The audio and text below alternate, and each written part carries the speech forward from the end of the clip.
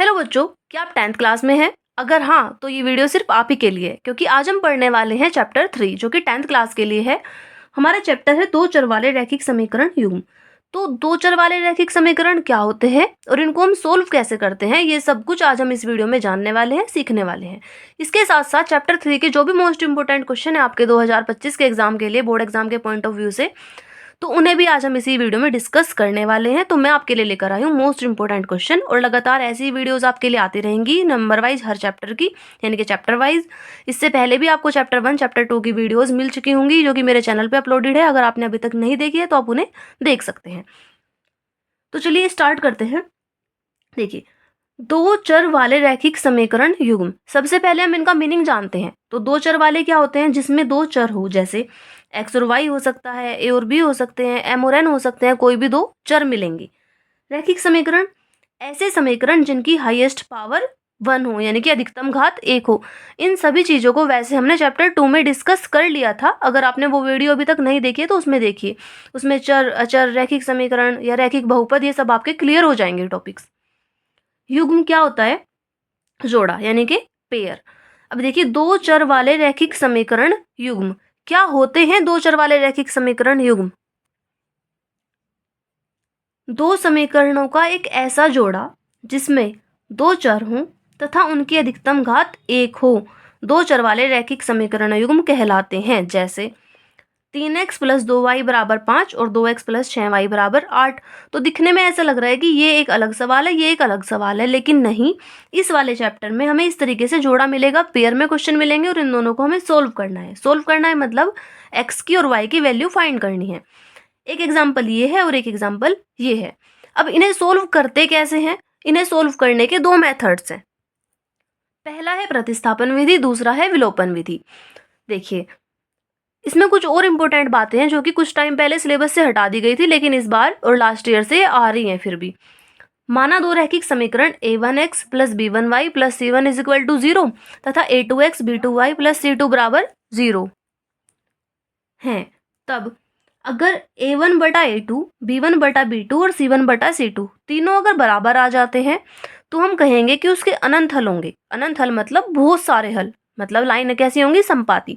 संपाती का मतलब होता है एक लाइन के ऊपर ही दूसरी लाइन है। मान लीजिए एक लाइन ये है तो दूसरी लाइन भी इसी के ऊपर से है, तो कैसे होंगे? इसके अनंत हल हो जाएंगे, बहुत सारे हल हो जाएंगे। मतलब अगर हमें दो इक्वेशंस दी हुई हैं ऐसे, तो आप a1 बाई a2 निकालिए, इसके नीचे ये रख के b1 बाई b2 निकालिए, c1 बाई c2 निकालिए। निकालने के बाद उनको एनालिसिस करेंगे, यानी कि उनको देख लेंगे एक बार। अगर तीनों इक्वल आ रहे हैं तो उसके अनंत हल होंगे। अगर a1 बटा a2, b1 बटा b2 ये दो चीज तो बराबर है और c1 बटा c2 बराबर नहीं है, तो उसका कोई हल नहीं होगा। मतलब लाइन कैसी होंगी? वो समांतर रेखाएं होंगी ऐसी।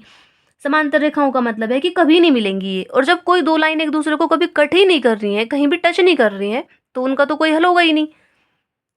सिर्फ एक हल कब होगा? जब a1 बाय a2 बराबर नहीं होगा b1 बाय b2 के। तो रेखाएं कैसी होंगी? प्रतिच्छेदी होंगी, यानी कि वो एक पॉइंट पे अपने आप एक दूसरे को कट कर रही होंगी, तो उसे हम कहते हैं सिर्फ एक हल या अद्वितीय हल। क्वेश्चन आपको ऐसे मिल सकता है कि दो समीकरण दे देंगे क्वेश्चन में कि इसका कोई हल नहीं है, तो x का या फिर y का मान ज्ञात कीजिए। देखिए, क्वेश्चन में बताऊंगी मैं आपको, तो फिर उसमें हम ये वाली कंडीशन लेके चलेंगे। ठीक है, चलिए आगे। देखिए, क्वेश्चन नंबर 1 है रैखिक समीकरण युग्म x माइनस वाई बराबर 8 तथा 3x माइनस 3y बराबर 16 के कितने हल होंगे? तो हमें कैसे पता चलेगा? सबसे पहले a1 by a2, b1 by b2 और c1 बाई c2 निकालिए। देखिए, a1 यहाँ पे होगा तो a1 की जगह पे क्या वैल्यू मिल रही है हमें? 1। b1 की जगह पे -1, ये वाली। ये c1 है, c1 की वैल्यू -8। और ये -8 कैसे आया होगा? क्योंकि जब ये क्वेश्चन है ना, इसको हम ऐसे लिखेंगे x माइनस वाई माइनस 8 बराबर 0 और उसको लिखेंगे 3x माइनस 3y बराबर 16। ये इक्वेशन नंबर 1 है और ये इक्वेशन नंबर 2 है। बल्कि सबसे पहले आप इनको लिखिएगा, उसके बाद ये a1 a2 लिखिएगा। a2 देखिए क्या मिलेगा यहाँ पे? 3 माइनस लिखिए, हाँ बराबर 0, इधर पे इधर से -16 बराबर 0 हो जाएगा। ठीक है, अब देखिए a2 की वैल्यू तो 3 मिलेगी, b2 की वैल्यू क्या मिल रही है हमें? -3 और c2 की वैल्यू मिल रही है -16। a1 बाई a2 निकालिए, a1 बाई a2 क्या आंसर आ रहा है? a1 की जगह 1 है और a2 की जगह 3 है, 1/3 आएगा। फिर b1/b2 निकालिए, b1 की जगह पे -1 है और b2 की जगह पे -3 है, माइनस से माइनस कैंसिल तो 1/3। c1/c2 निकाल लेंगे तो -8 बटे -16, माइनस से माइनस कैंसिल हो जाएगा, इसको इससे कट करिए तो 1/2। अब देखिए a1/a2 है जो मतलब 1/3 है, और b1/b2 जो है वो भी 1/3 है, तो a1/a2 बराबर b1/b2 के है और बराबर नहीं है c1/c2 के। अब देखिए अगर ऐसी कंडीशन है तो ऐसी कंडीशन के लिए हमने क्या पढ़ा था, ऐसी कंडीशन के लिए अभी अभी तो पढ़ गया है कि कितने हल होंगे इसके, जब a1/a2 बराबर b1/b2 और बराबर नहीं है c1/c2 के, तो इसके कितने हल होते हैं बताइए। एक हल होता है, अनंत हल होते हैं, या बहुत सारे हल होते हैं? कोई हल नहीं, हाँ इसका कोई हल नहीं होगा, क्योंकि हमने ये कंडीशन पढ़ी थी अगर ये दोनों इक्वल हैं और तीसरा इक्वल नहीं है तो इसका कोई हल नहीं होगा। कौन सा ऑप्शन हो जाएगा? Option number B. तो यहाँ पे लिख देंगे कोई हल नहीं। वहां पे तो आपको ऑप्शन में आएगा, आपको बस टिक करना है या फिर गोला भरना है, लेकिन यहाँ पे आपको समझना है, ऐसे करेंगे आप। ठीक है, नेक्स्ट देखते हैं क्वेश्चन नंबर 2। ये भी सेम है, हमें दो इक्वेशंस दी हैं, दो समीकरण दे दिए, x + 2y + 5 बराबर 0। दूसरी है -3x - 6y + 1 बराबर 0। तो a1 की वैल्यू क्या आएगी? यहाँ पे क्या लिखा है 1। b1 की वैल्यू क्या आएगी 2 और c1 की वैल्यू क्या आएगी 5। यहाँ से देखिए a2 की वैल्यू -3, b2 की वैल्यू -6 और c2 की वैल्यू 1। अब हमें निकाल के देखना है a1/a2, तो यहाँ पे रखेंगे a1/a2 बराबर 1, a2 की जगह पे क्या रखते हैं -3। फिर b1/b2 निकालिए, 2/-6, क्योंकि b1 की जगह पे 2 रखेंगे और b2 की जगह पे -6 रखेंगे, कट कर दीजिए, 2 1 जा 2, 2 3 जा 6, या फिर ऐसे कहिए 2 एकम 2, 2 तिये 6। c1/c2 5/1, 5/1। अब देखिए मेरे हिसाब से ये और ये दोनों इक्वल आ रहे हैं, तो हम क्या लिखेंगे यहाँ पे बताओ, क्या लिखा जाएगा? वही जो अब से पहले वाले क्वेश्चन में करा था, a1/a2 बराबर b1/b2 और बराबर नहीं है c1/c2 के। और अगर ऐसी कंडीशन आती है तो इसके कितने हल होंगे? कोई हल नहीं होगा, कोई हल नहीं होगा। अब देखिए इसमें कौन सा ऑप्शन ऐसा है जिसमें कोई हल नहीं है? कोई हल नहीं होगा। ऑप्शंस पढ़िए इसके, देखिए ऑप्शंस में क्या है? अद्वितीय हल मतलब एक हल, एक हल तो नहीं है, दो हल वो भी नहीं है, अनेक हल भी नहीं है, तो इनमें से कोई ऑप्शन नहीं है, तो ऑप्शन नंबर डी हो जाएगा। ठीक है, चलिए आगे क्वेश्चन नंबर 3। देखिए मोस्ट इंपोर्टेंट क्वेश्चन है जो मैं आपके लिए लेकर आई हूँ, और कुल मिला के 11 या फिर 12 क्वेश्चन है इस वाले चैप्टर में से जो आपको पढ़ने हैं। इनमें से आपको अपने पेपर में 8 या 10 नंबर का देखने को मिल जाएगा, इसीलिए वीडियो को पूरा देखिएगा, लास्ट तक देखिएगा, और अगर आपको अच्छी लग रही है तो लाइक कीजिए, शेयर कीजिए अपने फ्रेंड्स के साथ।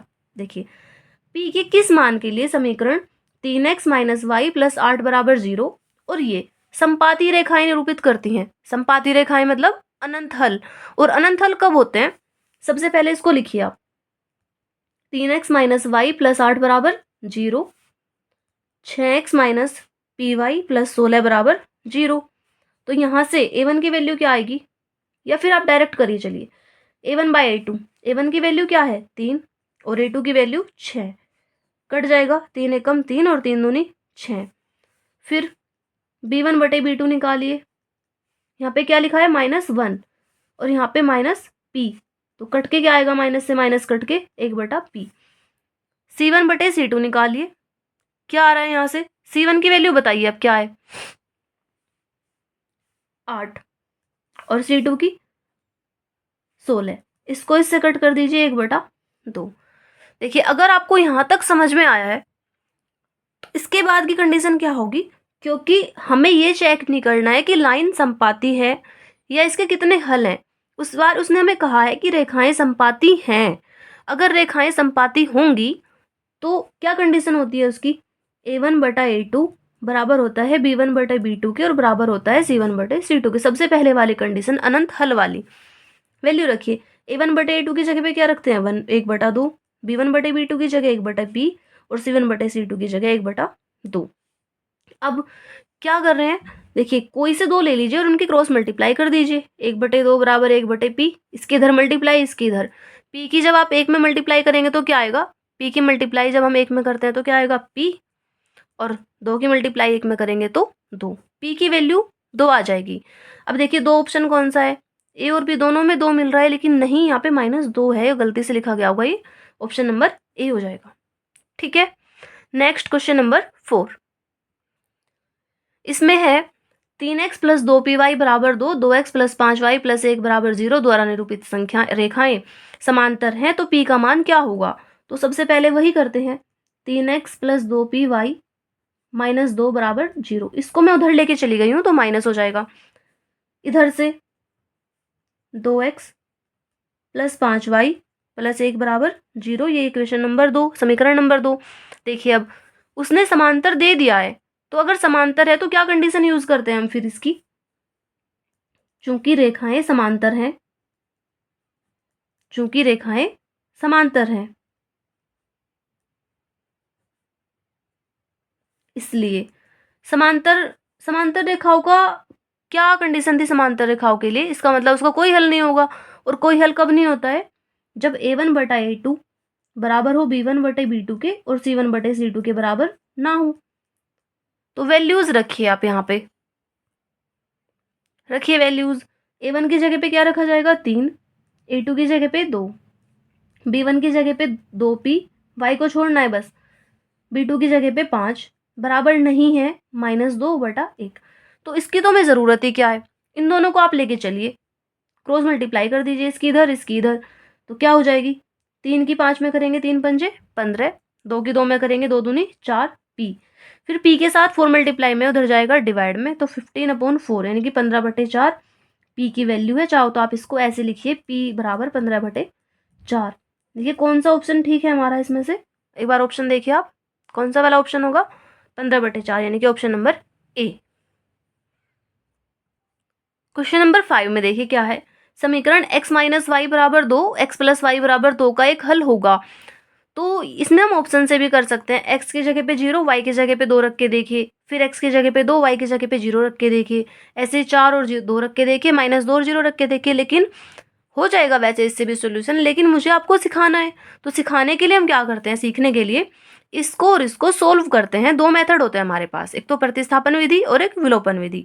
प्रतिस्थापन विधि में क्या होता है, एक समीकरण से मान निकाल के दूसरी में रखना होता है, और विलोपन विधि में क्या होता है कि एक चीज को, यानी कि या तो x को या फिर y को, कोई से एक वेरिएबल को हम यहाँ से विलोपन कर देते हैं उसका, यानी कि उसको गायब कर देते हैं, हटा देते हैं। तो कैसे हटता, देखिए अगर आप चाहें तो मैं से 2 मेथड से करके बता सकती हूँ, नहीं तो फिर एक से ही कर लेते हैं। तो इस वाले क्वेश्चन को मैं दोनों मेथड से करके बता रही हूँ, ठीक है, सीखने के पर्पज से। पहले करते हैं विलोपन विधि से।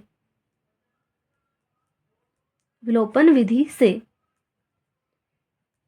इसके लिए पहले वाले समीकरण उतारिए, x - y = 2, दूसरे वाली x + y = 2, equation number 1, equation number 2।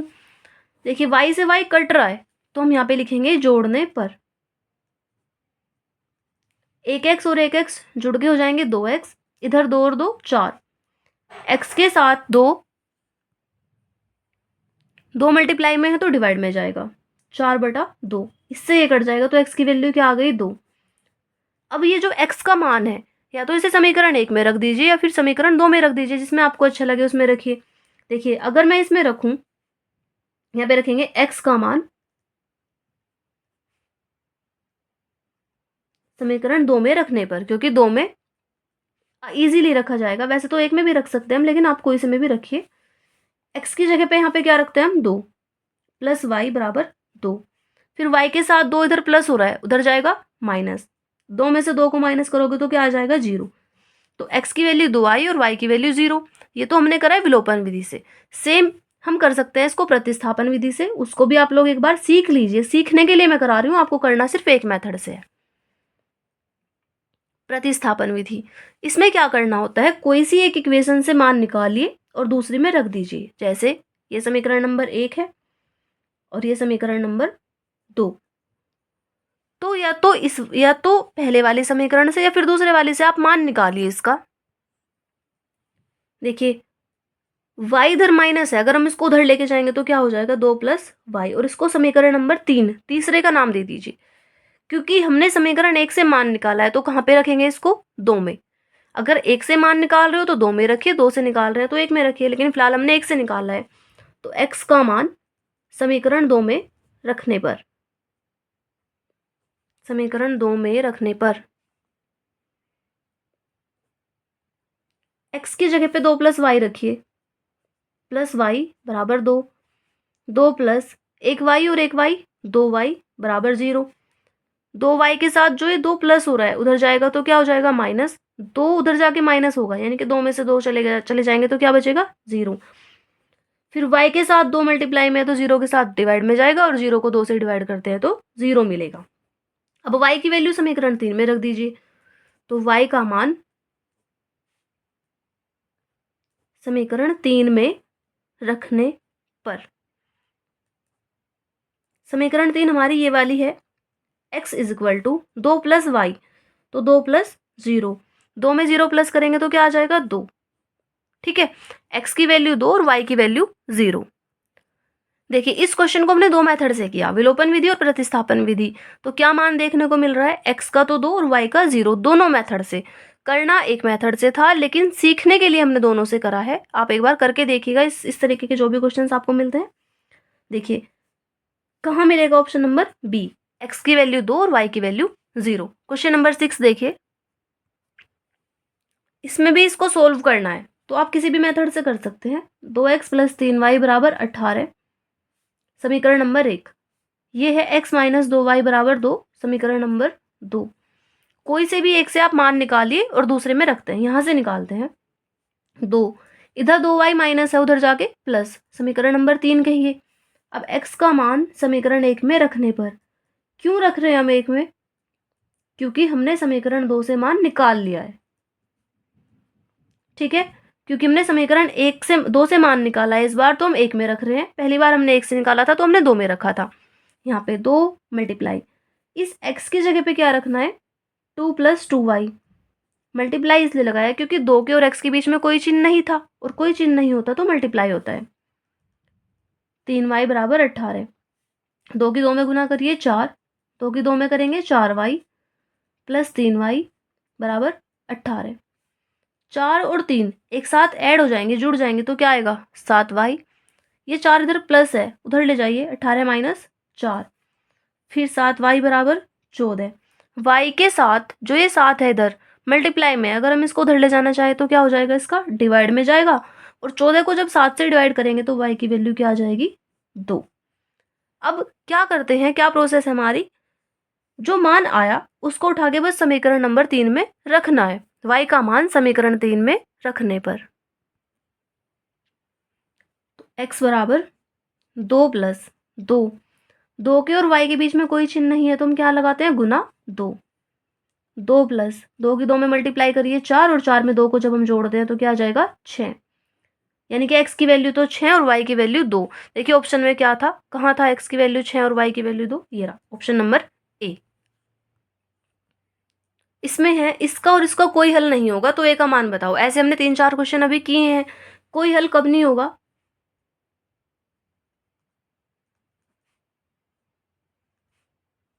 कोई हल नहीं है, चूंकि कोई हल नहीं है इसलिए a1/a2 बराबर होगा b1/b2 के, और बराबर होगा c1, बराबर नहीं होगा c1/c2 के। a1 की वैल्यू 2, a2 की वैल्यू 3, b1 की वैल्यू a क्योंकि y के साथ है ना, ये y का गुणांक लेना है हमें, और b2 की वैल्यू -5। c1 की जगह पे 1 लेंगे और c2 की जगह पे 7 लेंगे, लेकिन लेना माइनस है। क्यों लेना है माइनस का, क्योंकि हमारी जो समीकरण है वो इस रूप की होती है, a1x plus b1y plus c1 बराबर 0। तो हम ऐसा मान के चलते हैं कि हमारे a b और c तीनों एक ही तरफ है, लेफ्ट में ही है, और इसमें तो राइट में दे रखा था तो हम इसको इधर लेके आएंगे, माइनस हो जाएगा -1, इधर से -7। हालांकि माइनस से माइनस कट जाएगा पर हमें इसकी ज़रूरत भी नहीं है, हमारे काम की चीज़ बस ये है। इसको लेके चलिए 2/3 बराबर a बटा -5। अब क्या करते हैं, इसकी क्रॉस मल्टीप्लाई करिए, इसकी इधर इसकी इधर, 2 की -5 में करेंगे और ए में 3 की करेंगे, तो 2 पंजे 10 और 3a, ए के साथ 3 मल्टीप्लाई में है तो डिवाइड में जाएगा, -10/3 है, -10/3। Option number C, -10/3। अब क्वेश्चन नंबर 8 देखते हैं। देखिए क्वेश्चन नंबर 8, इसमें है दो संख्याओं का योगफल 8 और अंतर 2 है, संख्याएं होंगी। वैसे तो आपको इसको क्योंकि ऑप्शन में आया है तो ऐसे ही सोच के बता सकते हैं। कोई सी देखिए 6 और 2 को प्लस करिए तो 8 आ रहा है, 6 और 2 को माइनस करिए तो 4 आ रहा है, और हमें क्या चाहिए था 2। 5 और 3 को प्लस करेंगे तो 8, 5 में से 3 माइनस करेंगे तो 2, तो इसका मतलब ऑप्शन नंबर बी होगा। करने को तो आप ऐसे करिए, लेकिन सीखना है। बाई चांस आप मान के चलिए ऑप्शन अगर हमें ना मिले, बस लैंग्वेज वाला क्वेश्चन आएगा तो हम कैसे करेंगे, फिर भी तो हमें करना पड़ेगा ना। तो सबसे पहले मान लेते हैं,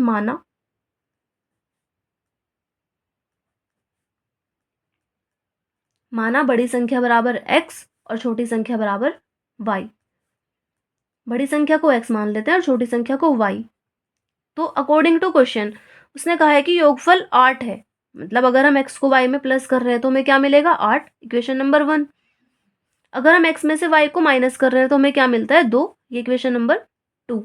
सोल्व कर दीजिए विलोपन मेथड से, बहुत ईजी है विलोपन विधि। y से y कैंसिल, 1x और 1x 2x, 8 में 2 जोड़ेंगे तो 10, x के साथ 2 मल्टीप्लाई में उधर जाएगा डिवाइड में, तो x की वैल्यू क्या आ जाएगी 5। अब x का मान कोई सी एक समीकरण में रख दीजिए, x का मान समीकरण 1 में रखने पर यहाँ पे 5 + y बराबर 8। अब देखिए y के साथ 5 प्लस है, अगर हम इसको उधर लेके जाएंगे तो क्या हो जाएगा -8 - 5, 8 में से 5 को माइनस करेंगे तो y की वैल्यू क्या आ रही है 3। 5 और 3 यानी कि ऑप्शन नंबर बी ही सही है। अब क्वेश्चन नंबर 9, इसमें दिया है दो संख्याओं का अंतर 26 है और एक संख्या दूसरे की 3 गुनी है, संख्या ज्ञात कीजिए। हमने माना कि बड़ी संख्या x है और छोटी संख्या y, इनको जब घटाएंगे यानी कि इनका अंतर, तो बड़ी संख्या में से छोटी घटाएंगे, वो तो 26 है, इसको इक्वेशन नंबर 1 बोल दीजिए। एक संख्या दूसरी की 3 गुनी है, तो जो बड़ी संख्या है यानी कि x, वो 3 गुनी होगी छोटी के यानी कि 3y, x = 3y।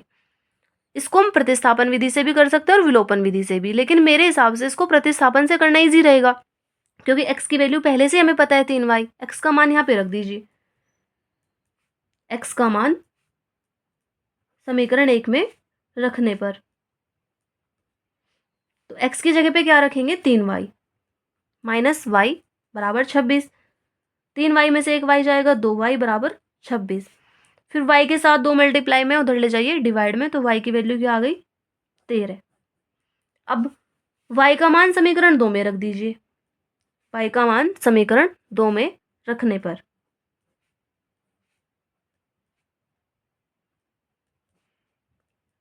x बराबर 3y है, यहाँ पे जब हम वैल्यू रखेंगे तो क्या आएगा x बराबर 3 गुना y की वैल्यू यानी कि 13 और 13 थी 39। इतना देखिए, इतना करने के बाद आपको ये देखना है कि क्वेश्चन हमारा लैंग्वेज वाला था, उसने बड़ी संख्या और छोटी संख्या पूछी थी, तो लास्ट में हमें जरूर लिखना है कि अतः वे दो संख्याएं, कौन सी दो, जो उसने हमसे पूछी थी, अतः वे दो संख्याएं बराबर 39 व 13, ऐसे आंसर होगा। ठीक है, इसके बाद है क्वेश्चन नंबर 10। देखिए क्वेश्चन नंबर 10 में क्या है, अगर 4 कुर्सियों का और 7 मेजों का मूल्य 360 रुपये है, तो 6 कुर्सियों और 10 मेजों का मूल्य 520 है, तो एक कुर्सी का और एक मेज का मूल्य अलग अलग ज्ञात कीजिए। अलग अलग बताना है एक कुर्सी का और एक मेज का। सबसे पहले हमने माना कि एक कुर्सी का मूल्य x रुपये है, एक मेज का मूल्य y रुपये है। देखिए अगर एक कुर्सी x रुपये की है तो 4 कुर्सियाँ कितने की होंगी 4x की, एक मेज y रुपये की है तो 7 मेजें 7y की, इनको प्लस करेंगे तो 360 आएगा।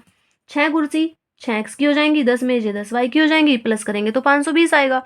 अब हमें इन दोनों इक्वेशंस को सोल्व करना है, तो किस मेथड से सोल्व करेंगे, हमारे पास तो 2 मेथड है, प्रतिस्थापन विधि और विलोपन विधि। तो जिससे आपका मन चाहे उससे आप कर सकते हैं, लेकिन मैं इसको विलोपन से करा रही हूँ। देखिए ऐसी कौन सी संख्या है जिसकी मल्टीप्लाई मैं इसमें करूँ तो 6 आ जाए, होगा नहीं होगी। ऐसी कोई संख्या है जिसकी मल्टीप्लाई 6 में करूँ तो 4 आ जाए, ऐसी भी कोई नहीं है। इसका मतलब हमें कुछ ऐसा करना है कि जिसकी मल्टीप्लाई दोनों में करनी पड़ेगी। तो ऐसी कौन सी संख्या है जिसकी मल्टीप्लाई इसमें भी करूं और इसमें भी करूं और दोनों इक्वल हो जाएं कम से कम। तो आप ऐसा समझिए कि 4 का और 6 का एलसीएम क्या होगा, 12। तो ये सोच लीजिए कि हमें 12 लाना है, 4 की जगह पे 12 आना है, तो किसकी मल्टीप्लाई करनी पड़ेगी, 3 से। 3 से जब मल्टीप्लाई करेंगे तो इस पूरे में होगी, इसमें 12 लाने के लिए किसकी मल्टीप्लाई करनी है, 2 की, तो पूरे में होगी। तो क्या लिखा जाएगा यहाँ पे, समीकरण 1 में 3 से तथा समीकरण 2 में 2 से गुणा करने पर। देखते हैं क्या होता है। समीकरण 1 में 3 से, तो 3 से करिए, 3 की 4 में करेंगे 12x, 3 की 7 में करेंगे 21y, 3 की इसमें करेंगे 1080। अब ये समीकरण नंबर 3 हो गई, ठीक है।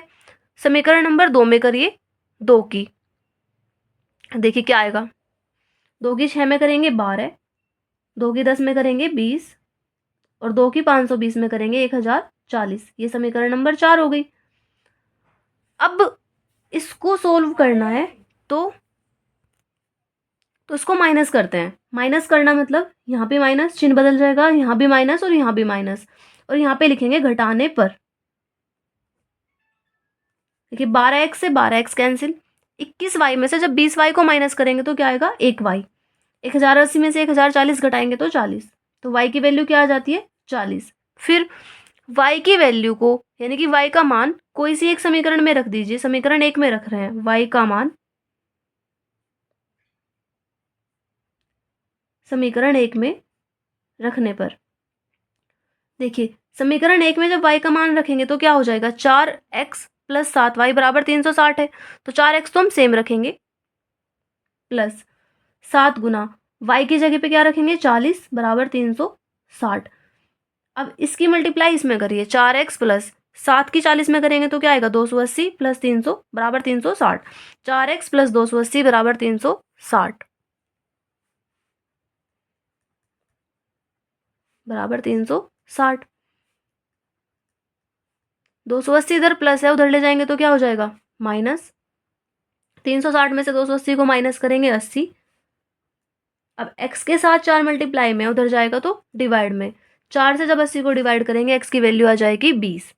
अब लास्ट में क्या लिखेंगे हम, अतः एक कुर्सी का मूल्य 20 रुपए और एक मेज का मूल्य, जितनी भी y की वैल्यू आई थी वो रख देंगे। तो क्या आई थी y की वैल्यू, 40। इसके बाद है क्वेश्चन नंबर 11। क्वेश्चन नंबर 11 में है, 2 अंकों की एक संख्या के अंकों का योग 9 है, इस संख्या का 9 गुना संख्या के अंकों को पलटने से बनी संख्या का 2 गुना है, वो संख्या ज्ञात कीजिए। 2 अंकों की एक संख्या के अंकों का योग 9 है, तो क्या मानते हैं, माना संख्या का इकाई का अंक या माना इकाई का अंक। तो इकाई का अंक क्या मान लिया हमने, x। दहाई का अंक क्या होगा, y। ठीक है, अगर इकाई का अंक x और दहाई का अंक y है तो संख्या क्या हो जाएगी, संख्या होती है 10 गुना दहाई का अंक प्लस इकाई का अंक, मतलब 10y प्लस x।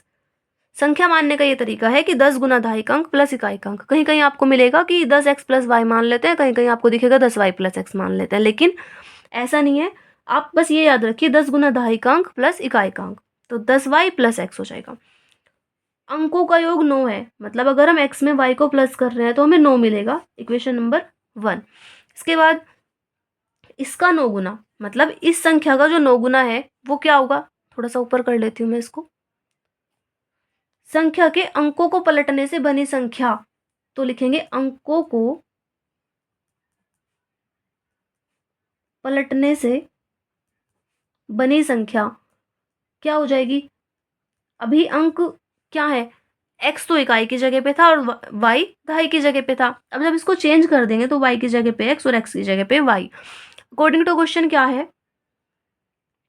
ATQ यानी कि अकॉर्डिंग टू क्वेश्चन, इसका 9 गुना, मतलब जो हमारी संख्या थी 10y प्लस एक्स, इसका जो 9 गुना है वो अंकों को पलटने से बनी संख्या का 2 गुना है, 10x प्लस वाई का 2 गुना है। यहाँ से एक इक्वेशन बनेगी, 9 की 10 में मल्टीप्लाई कर रहे हैं हम, 9 क्या होगा 90y, 9 की x में करेंगे 9x, यहाँ पे करिए 2 की 10 में करेंगे 20x, 2 की y में करेंगे 2y। अब x वाले और y वाले सब कुछ एक तरफ लेके आइए, तो क्या होगा, इधर ले जा रहे हैं हम 20x प्लस 2y, 9x उधर जाके माइनस और 90y उधर जाके माइनस, 0 इधर बच रही है पर हम यहाँ भी लिख सकते हैं। 20x में से 9x माइनस करेंगे तो क्या बचेगा 11x, और 90y में से 2y माइनस करेंगे तो 88y। देखिए 11 यहाँ भी है और यहाँ भी है तो कॉमन ले सकते हैं, x माइनस 8y बराबर 0। 11 से उधर डिवाइड करेंगे तो x माइनस 8y बराबर 0। ये इक्वेशन नंबर 2। अब इसके नीचे समीकरण 1 को रखिए जो हमारी बनी थी पहले, x प्लस वाई बराबर 9, और इन दोनों को सोल्व कर दीजिए। देखिए क्या होगा, घटाने पर क्यों घटा रहे हैं हम, क्योंकि x से x कैंसिल हो जाएगा, ये माइनस और ये माइनस, ये कैंसिल, -8y और -1y, क्योंकि चिन्ह सेम है इनके तो ऐड हो रहे हैं, ये -9y और यहाँ पे -9, -9 से -9 कैंसिल, तो y की जगह पे क्या आ जाएगा 1। अब y की वैल्यू कोई सी एक इक्वेशन में रख दीजिए, समीकरण 1 में रख देंगे y का मान समीकरण 1 में रखने पर।